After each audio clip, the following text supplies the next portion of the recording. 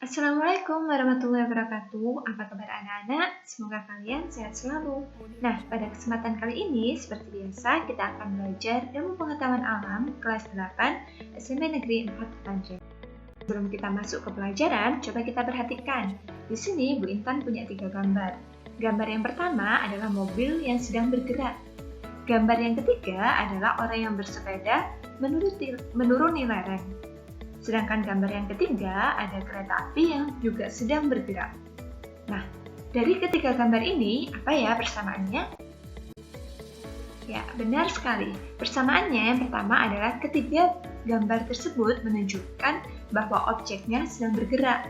Entah itu mobil, orang bersepeda, ataupun kereta, ketiganya sedang bergerak. Yang kedua, lintasannya selalu lurus. Jadi, hari ini kita akan belajar mengenai gerak dan gaya. Yang pertama adalah gerak pada benda.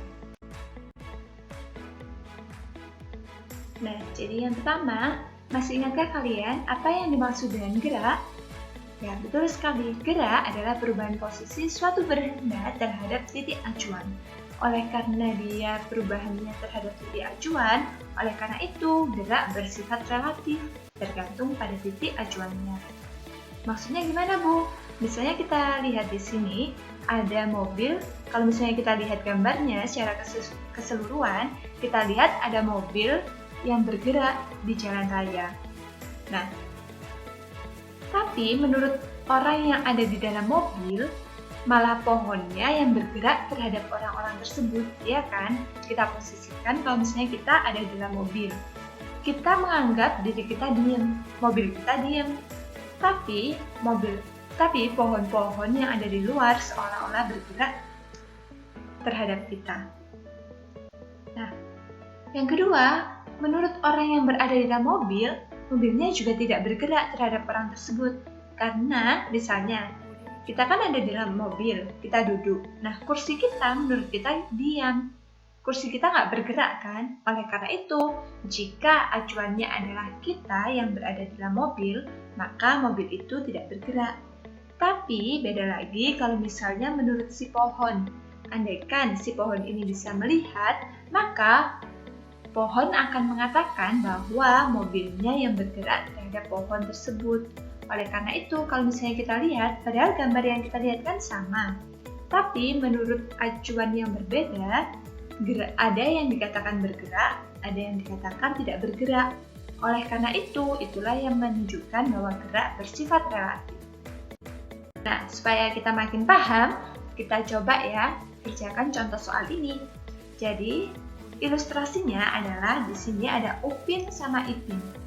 Si Upin sama Ipin ini mereka berjalan di dalam gerbong kereta api yang melaju dengan kecepatan rata-rata 55 km per jam.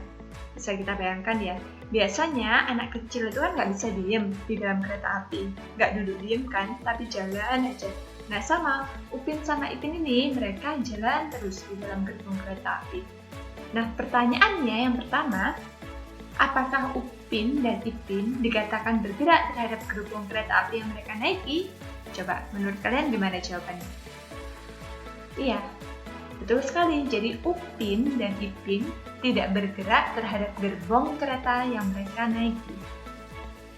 Kenapa? Karena gerbongnya menurut mereka ya diam. Sama kayak misalnya kita berjalan di dalam rumah. Maka rumah kita tetap diam kan? Rumah kita tidak bergerak. Nah, oleh karena itu, karena posisinya kita tetap di dalam gerbong kereta api, maka kita mengatakan bahwa kita tidak bergerak terhadap gerbong kereta api. Oke, kita coba yang kedua ya. Yang kedua, apakah Upin dan Ipin dikatakan bergerak terhadap kursi-kursi dalam gerbong kereta api yang mereka naiki? Nah, jadi sekarang acuannya adalah kursi-kursi dalam gerbong. Kita andaikan kita sebagai kursi. Kemudian kita lihat si Upin sama Ipin ini bergerak, berjalan. Nah, berarti menurut kita si Upin sama Ipin pasti sedang bergerak kan? Entah mereka menjauhi kita atau mereka mendekati kita. Nah, gimana? Masih bingung? Kita coba soal yang ketiga. Apakah gerbong kereta api bergerak terhadap stasiun? Kita andaikan bahwa kita itu adalah stasiunnya. Maka pasti gerbong kereta apinya kan berjalan, melaju dengan kecepatan rata-rata 55 km per jam. Pasti kita sebagai stasiun melihat kereta apinya menjauhi kita kan? Oleh karena itu dikatakan gerbong kereta api bergerak terhadap stasiun. Gimana? Udah paham?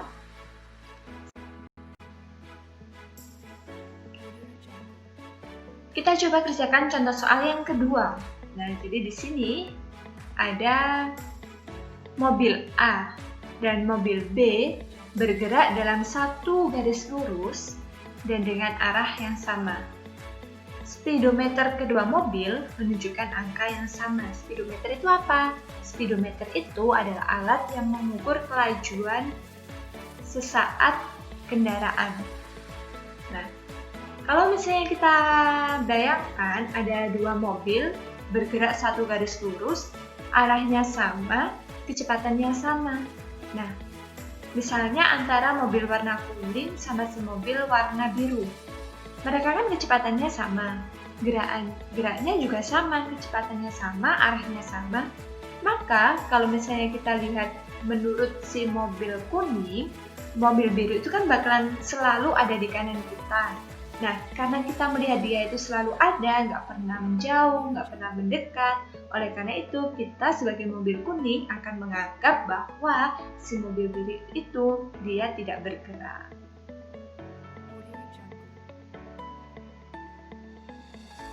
Gimana? Paham kan ya?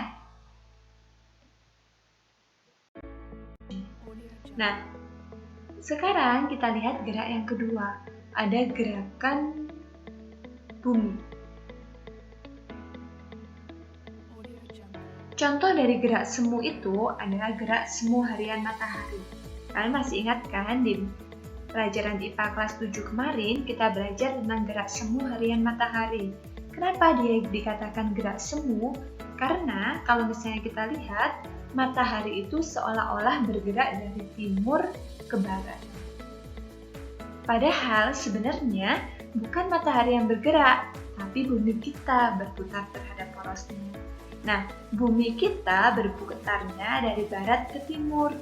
Oleh karena itu, kita melihatnya, karena kita kan nggak ngerasa seolah-olah kita bergerak, maka kita melihatnya seolah-olah malah matahari yang bergerak, arahnya berlawanan sama kita, yaitu dari timur ke barat. Sudah paham dong?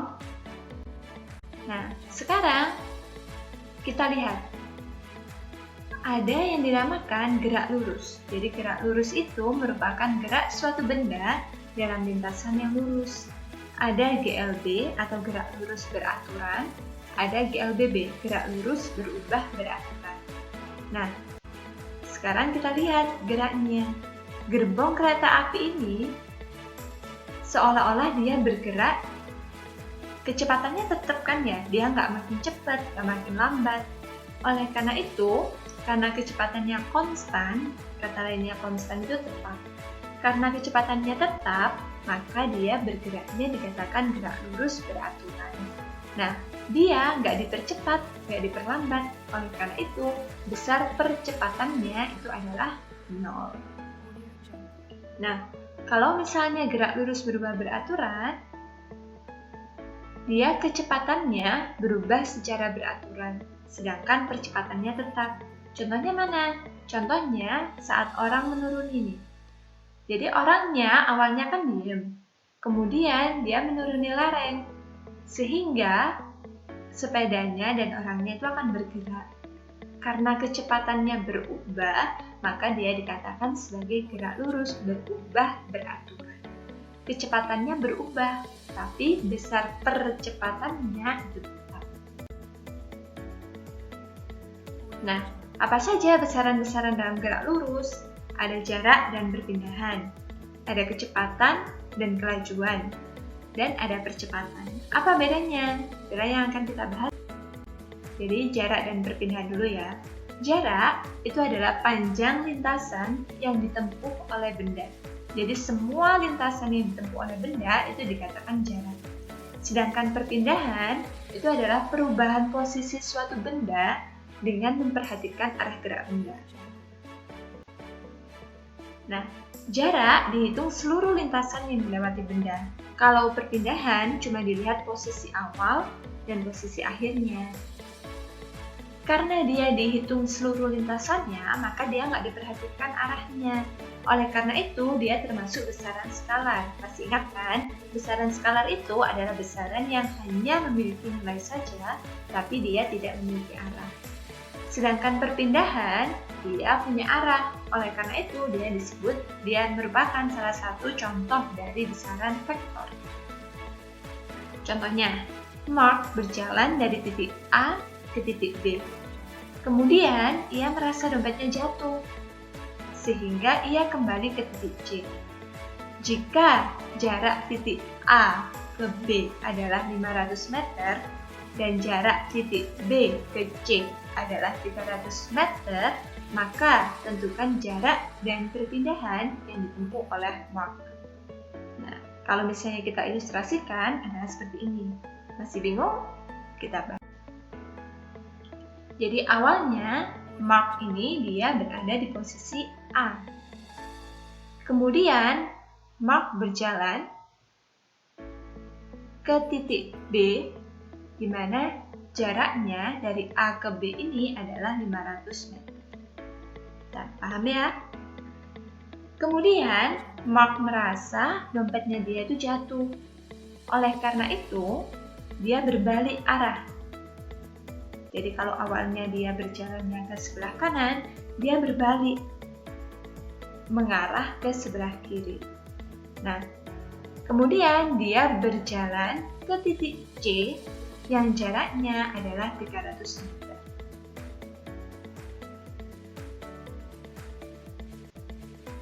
Nah, yang ditanya sekarang, tentukan jarak dan perpindahan yang ditempuh oleh Mark. Jarak yang ditempuh oleh Mark yaitu dihitung seluruh lintasan yang dilewati. Sedangkan perpindahan hanya memperhatikan posisi awal dan akhir. Jadi kalau jaraknya, tadi kan dia melewati dari A ke B 500 meter. Kemudian dari B ke C 300 meter, berarti dijumlahkan 500 ditambah 300. Berapa? 800 meter. Nah, sekarang kalau perpindahannya berarti dia berangkatnya dari titik A. Akhirnya posisi finishnya dia ada di titik C. Berarti yang kita hitung hanya jarak dari titik A ke titik C. Nah, kalau kita nyari A ke C berarti sama dengan jarak A ke B dikurangi jarak B ke C. A ke B 500. B ke C 300, berarti perpindahannya adalah 200 meter. Gimana? Sampai sini udah paham? Ya. Nah, sekarang kita coba contoh soal yang lain. Arga berjalan ke arah utara sejauh 300 meter utara. Jadi, kenapa di sini Bu Intan kasih arah mata angin? Jadi kalau misalnya kalian menemukan soal-soal seperti ini, gunakan arah mata angin yang seperti ini. Jadi utara itu selalu mengarah ke atas, timur kanan, barat kiri, selatan ke bawah. Nah, Arga berjalan ke arah utara sejauh 300 meter. Kemudian, ia berjalan ke arah timur sejauh 400 meter. Nah, sekarang kita diminta untuk menentukan jarak dan perpindahan yang ditempuh oleh Arga. Nah, kita andaikan si Arga ini dia dari posisi A. Dia mau ke arah utara sejauh 400 meter. Nah, kemudian ia berjalan ke arah timur. Tadi timur itu kan ada di kanan. Nah, sekarang dia ke arah timur sejauh 300 meter. Sehingga kalau misalnya kita lihat jarak yang ditempuh oleh Arga, kita hitung semuanya. Berarti A ke B 400 meter ditambahkan B ke C 300 meter. Berarti jarak yang ditempuh oleh Arga adalah 700 meter. Paham kan? Sekarang perpindahannya. Kalau misalnya kita lihat A ke B, B ke C, yang kita lihat hanya posisi awal di A dan posisi akhir di C. Berarti kalau kita tarik garis, akan seperti ini. Nah, kalau kita lihat, ini sama aja kayak segitiga siku-siku kan ya? Sehingga sisi miring ini bisa kita cari dengan menggunakan rumus Pythagoras. Jadi perpindahannya itu sama dengan A ke C. Sama dengan sisi samping 400 kuadrat ditambah 300 kuadrat. Masih ingat kan triple Pythagoras? 3, 4, 5. Oleh karena itu 400 kuadrat 160.000, 300 kuadrat 90.000. Oleh karena itu kalau kita jumlahkan 250.000. Kalau kita akar berarti 500. Gimana? Paham kan ya? Oke. Nah, sekarang ada kelajuan dan kecepatan. Kelajuan, jadi kalau misalnya kalian di kata kelajuan yang Bu Intan kasih warna hitam ini, kelajuan ada J, berarti hubungannya sama jarak. Kecepatan ada P, berarti hubungannya sama perpindahan. Jadi kalau kelajuan adalah jarak yang ditempuh benda tiap satuan waktu, kalau kecepatan perpindahan yang ditempuh benda tiap satuan waktu. Nah, kalau dirumuskan V atau dari kata velocity adalah kecepatan S per T, jarak dibagi waktu. Jarak satuannya internasional itu adalah meter. Waktu satuan internasionalnya second. Berarti kecepatan, kelajuan satuannya adalah meter per second. Atau dulu kalian kalau misalnya di SD mungkin pakai JKW, jarak kecepatan waktu. Sebenarnya sama. Cuma sekarang kita menggunakan yang berlaku secara internasional simbolnya. Kalau jarak berarti pakai S. Kalau waktu pakai T, time. Kalau kelajuan, kecepatan kita pakai V atau velocity. Nah, sama. Kalau kecepatan tinggal jaraknya dibagi perpindahan. Jaraknya digantikan dengan perpindahan. Satuannya kan sama, meter. Oleh karena itu perpindahan satuannya kecepatan satuannya juga meter per second.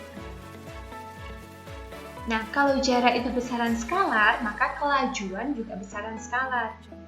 Karena perpindahan besaran vektor, maka kecepatan juga besaran vektor. Misalnya, Mark berjalan dari titik A ke titik B selama 50 second. Nah, sekarang ada waktunya, kalau nggak ada. Kemudian, ia merasa dompetnya jatuh, sehingga ia kembali ke titik C. Jika jarak titik A ke B 25 meter dan jarak titik B ke C adalah 10 meter, serta waktu yang dibutuhkan dari B ke C adalah 20 second, maka tentukan kecepatan dan kelajuan berjalan waktu. Kita coba ya. Sama kayak tadi, Mark berjalan dari titik A ke titik B selama 50 second. Kemudian waktunya itu adalah 50 second. Nah, jarak titik A ke B tadi kan 25 meter ya. Kemudian dia berbalik sejauh 10 meter dalam waktu 20 second. Nah, yang ditanyakan sekarang adalah yang pertama, misalnya kelajuannya dulu. Kelajuan itu adalah jarak dibagi waktu. Karena jaraknya sama kayak tadi, berarti totalnya A ke B ditambah B ke C, berarti 25 ditambah 10. Sedangkan total waktunya dari A ke B dia butuh 50 second. Dari B ke C dia butuh 20 second. Berarti ditambahkan 50 ditambah 20. Oleh karena itu, kelajuannya 35 bagi 70, 0,5 meter per second. Sedangkan kecepatannya sekarang, kecepatan itu hubungannya sama perpindahan. Kalau kita lihat di sini, berarti perpindahannya dia dari posisi A ke posisi C. Berarti kan dikurangi, 25 dikurangi 10. Nah, A ke B 25, B ke C 10. Tapi hati-hati ya, waktunya tetap kita tambahkan. 25 kurangi 10 berapa? 15. 15 dibagi 70. Hasilnya 0,21 meter per second. Beda kan ya? Nah, sekarang yang penting adalah kalian bisa membedakan antara keduanya. Nah, oke, kita lanjut. Sekarang ada besaran yang namanya percepatan atau akselerasi. Oleh karena itu simbolnya adalah A kecil. Nah, sebenarnya percepatan itu merupakan perubahan kelajuan dalam selang waktu tertentu. Perubahan kelajuan, perubahan kecepatan dalam selang waktu tertentu. Oleh karena itu, delta, kalian masih ingat kan kalau kemarin kita belajar perubahan suhu delta T, berarti kalau perubahan kelajuan delta T. Delta itu selalu menunjukkan perubahan dibagi selang waktunya T. Oleh karena itu bisa dituliskan bahwa Vt atau kecepatan akhir dikurangi kecepatan awal karena berubah dibagi waktu akhir dikurangi waktu awal. Kita coba soal aja ya, biar kalian paham. Nah, sebelumnya kalau misalnya nilai percepatannya negatif, maka dia menunjukkan benda mengalami perlambatan. Jadi kalau positif percepatan, kalau negatif kita biasanya menyebutnya sebagai perlambatan. Mobil bergerak dengan kelajuan 30 meter per second. Yang diketahui V0-nya, kecepatan awalnya itu adalah 30 meter per second. Karena lampu lalu lintas menyala merah, pengemudi mobil menginjak rem sehingga mobil berhenti.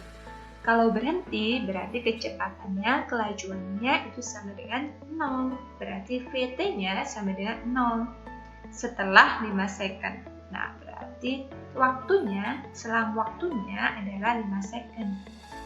Yang ditanya besar percepatan mobil tersebut adalah atau A, akselerasi. Percepatannya adalah tinggal kita masukkan.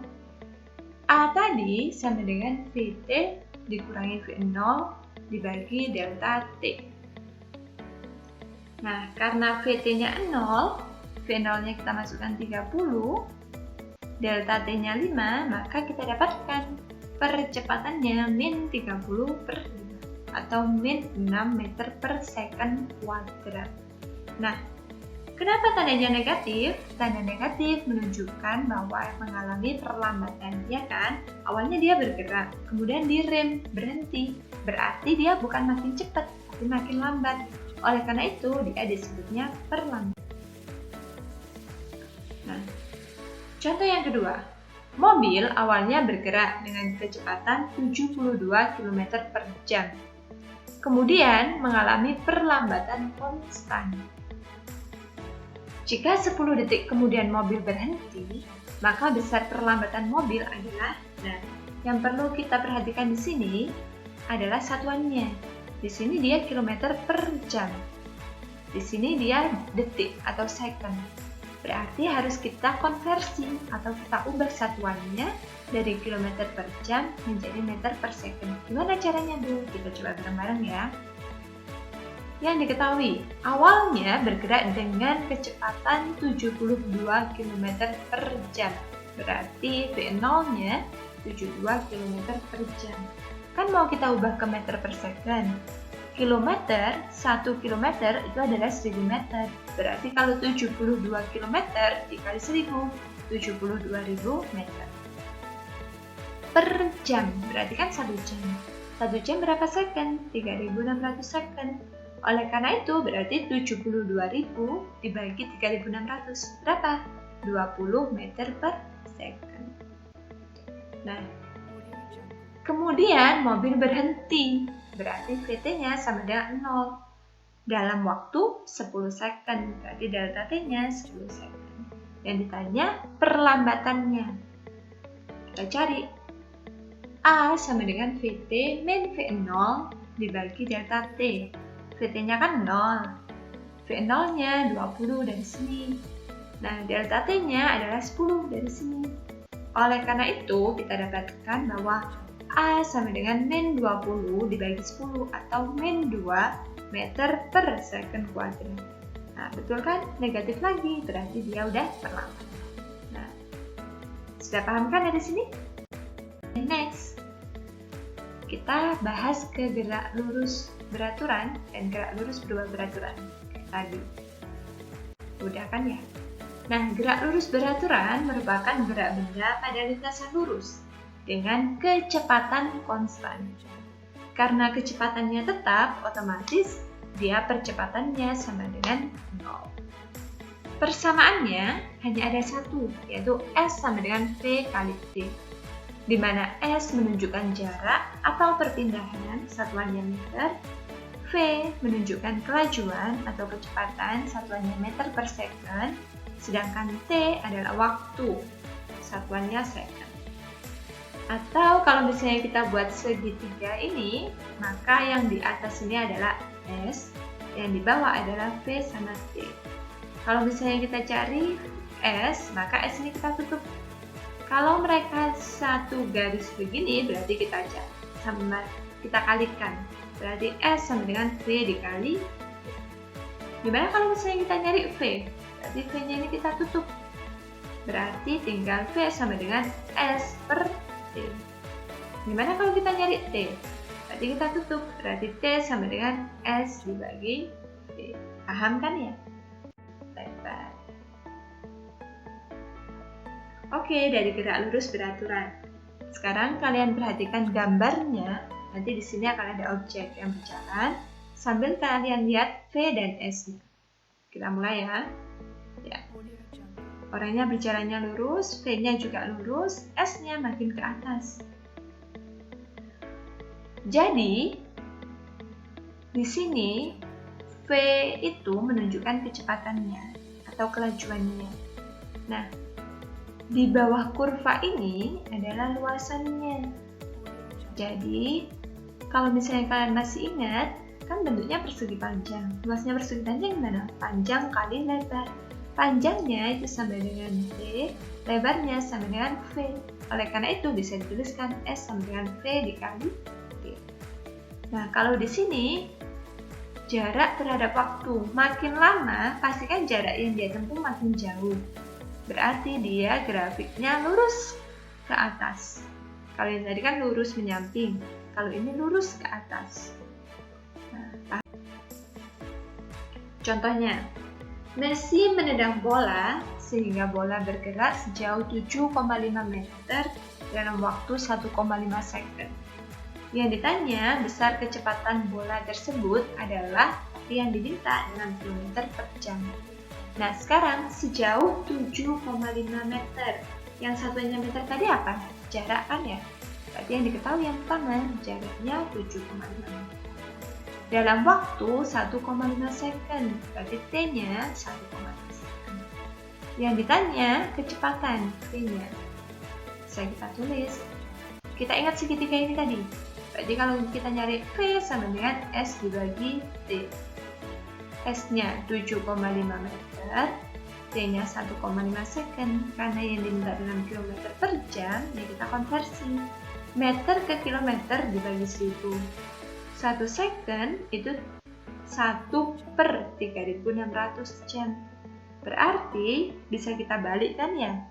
7,5 per 1000 dikali 3600 per 1,5. 7,5 sama 1,5 bisa kita coret. Kita bagi 1,5. Hasilnya 5, yang bawah 1. 1000 sama 3600 kita bagi 200. Hasilnya di bawah 5, di atas 18. 5 sama 5 kita coret lagi. Berarti tinggal 18.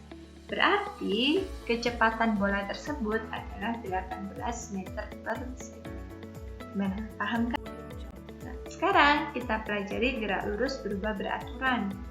Jadi, ada gerak lurus berubah beraturan dipercepat, ada gerak lurus berubah beraturan diperlambat. Nah, kalau ini kan makin cepat. Kalau ini tiba-tiba dia berhenti, berarti dia diperlambat. Karena dipercepat, maka kecepatannya makin besar. Karena diperlambat, berarti kecepatannya makin kecil.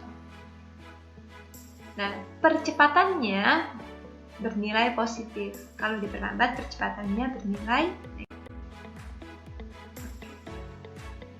Jadi bedanya kalau GLB tadi kecepatannya tetap, percepatannya 0, tapi kalau di GLBB kecepatannya berubah, percepatannya yang tetap. Persamaannya, jadi VT sama dengan V0 plus minus AT. Ada 3 bersamaan. Ini masih yang pertama. Di mana S sama dengan V0T plus minus setengah AT kuadrat. Kemudian VT kuadrat sama dengan V0 kuadrat plus minus 2AS. Nah, jadi di sini plus minus ini juga. Nah, kemudian apa maksudnya plus minus ini, Bu? Jadi dia dikatakan plus ketika dia GLBB dipercepat atau dia percepatannya positif. Min ketika GLBB diperlambat atau percepatannya negatif. Nah, grafiknya jadi percepatannya tetap, dia bakal lurus kayak gini. Kecepatannya naik ke atas, V-nya dia melengkung terbuka ke atas. Bisa dipahami ya? Nah, di sini jadi V itu sama dengan A dikali T. Oleh karena itu kalau kita nyari V kecepatan di GLBB itu sama dengan luas di bawah. Nah, sama ini juga, tapi dia diperlambat. Nah, makin kecil kan ya kecepatannya. Percepatannya dia di bawah 0, berarti min. Jaraknya dia makin kecil, jadi dia parabola tapi terbukanya ke bawah. Bisa bedakan kan? Contohnya, mobil mainan dengan pengendali jarak jauh bergerak dengan kecepatan 20 cm per second. Jika mobil mainan diberi percepatan sebesar 8 cm per second kuadrat selama 4 second, kecepatan mobil mainan sekarang sebesar titik cm per second. Diketahui, kecepatannya 20 cm per second, kecepatan awalnya. Kemudian diberi percepatan, hanya 8 cm per second kuadrat. Selama 4 second, berarti T-nya 4 second. Yang ditanya adalah kecepatan mobil mainan, T-nya. Kita kan punya 3 bersamaan, 1, 2, 3. Kira-kira kita cari pakai yang mana ya, Bu? Kita mau nyari VT, belum ada. V0-nya ada, A-nya ada, D-nya ada. Jadi kita pakai persamaan yang pertama. Kenapa nggak pakai persamaan yang kedua? Karena VT-nya kita belum tahu. V0-nya ada, A-nya ada, tapi S-nya kita juga belum tahu, berarti nggak bisa. Yang ini, S-nya kita nggak tahu, ya kan? Kemudian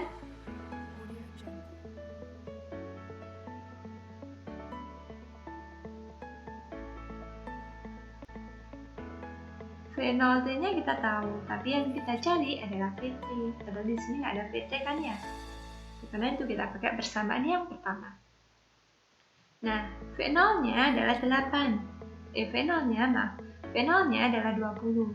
A-nya 8, T-nya 4. Berarti 20 ditambah 8 kali 4, 32. Berarti 52 meter per second. Atau contoh yang kedua. Sekarang kita punya grafik antara V dan T. Yang diminta adalah jarak yang ditempuh oleh Heri dalam waktu yang pertama 10 detik. Jadi kita bisa pakai luas. 10 detik berarti kan sampai sini tok ya.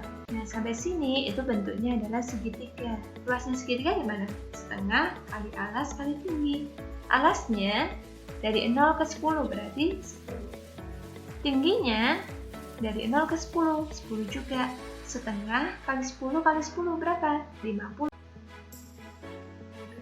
Contoh yang kemudian, kalau misalnya 15 detik, berarti ada luas 1 ditambah luas 2. Sama, sekarang kita lihat yang luas 2. Bentuknya seperti apa? Dari 10 ke 15, berarti panjangnya itu adalah 15 kali 10 berapa? 5. Dari ini, tingginya berapa? 10. Jadi berarti setengah kali 10 kali 10 ditambah 5 kali 10 berapa?